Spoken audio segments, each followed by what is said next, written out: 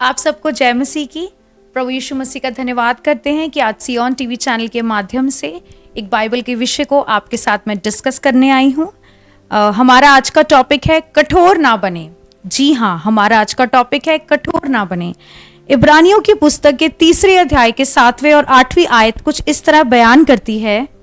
अतः जैसा पवित्र आत्मा कहता है, यदि आज तुम उसका शब्द सुनो तो अपने मन को कठोर ना करो, जैसा कि क्रोध दिलाने के समय और परीक्षा के दिन जंगल में किया था। पवित्र आत्मा हमें कुछ कहता है इस वचन के द्वारा। वह हमें ये सिखाता है कि जिस प्रकार मिस्री लोगों ने 40 साल जंगल में समय बिताया, वे मिस्र से तो आजाद हो गए थे, पर उन्होंने अपनी मिस्री आदतें, मिस्री स्वभाव और मिस्री मनुष्यत्व नहीं छोड़ा। वे जंगल में कुड़कुड़ाते थे और कहते थे हम मिस्र से ही अच्छे थे। वे परमेश्वर के उस महान कार्य को भूल गए थे क्योंकि वे विश्राम में नहीं प्रवेश कर पा रहे थे। पर हम सब लोग विश्राम में प्रवेश करना चाहते हैं। परमेश्वर के विश्राम में प्रवेश करने की एक इम्पॉर्टेंट कंडीशन है। वो कंडीशन क्या है कि हम अपने आप को परमेश्वर को समर्पित कर दें। वो मिस्री लोग परमेश्वर को समर्पित नहीं हो पा रहे थे, उनका हृदय कठोर हो गया था। आज के मनुष्य का हृदय भी कठोर है। वो वचन को सुनता भी है, जानता भी है, पर फिर भी अपने मन को कठोर करता है। क्या कारण है उसकी कठोरता का? उसकी अपनी अभिलाषाएं, उसकी अपनी इच्छाएं ही उसके मन को कठोर कर देती हैं।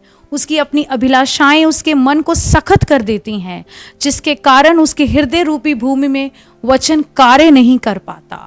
मैं अक्सर सोचा करती थी, क्या परमेश्वर की आज्ञाएं कठिन हैं?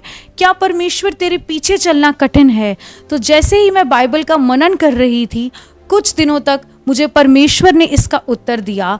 पहले यूहन्ना के 5वें अध्याय की 3 आयत में यूं बयान करती है पवित्र शास्त्र बाइबल, क्योंकि परमेश्वर से प्रेम रखना यह है कि हम उसकी आज्ञाओं को माने और उसकी आज्ञाएं कठिन नहीं।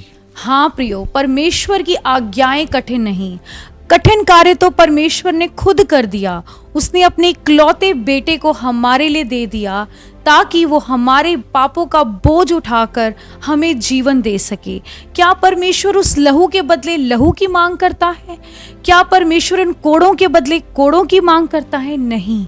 परमेश्वर उन कोड़ों के बदले, उस लहू के बदले हमारे कर्तव्य ये बनता है कि हम परमेश्वर के विश्वास योग्य बने रहें, हम परमेश्वर के लॉयल रहें, हम परमेश्वर की आज्ञाओं का पालन करें।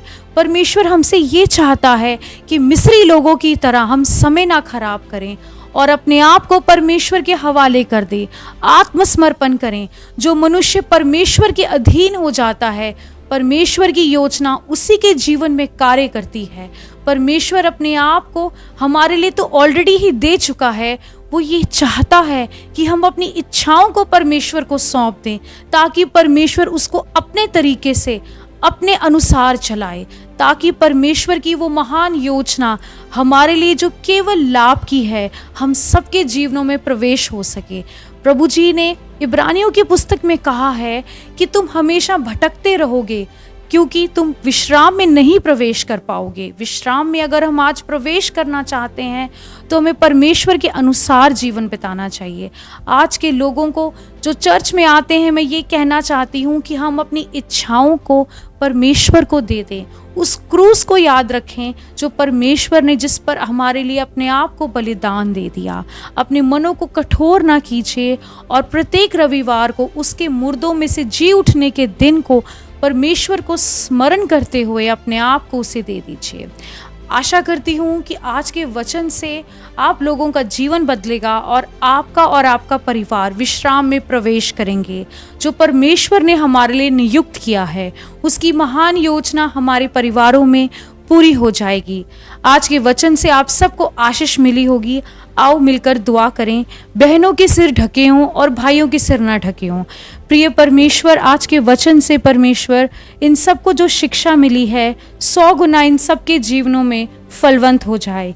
प्रभु यीशु मसीह के नाम से ये प्रार्थना मांगते हैं, आमीन। आप सबको जय मसीह की।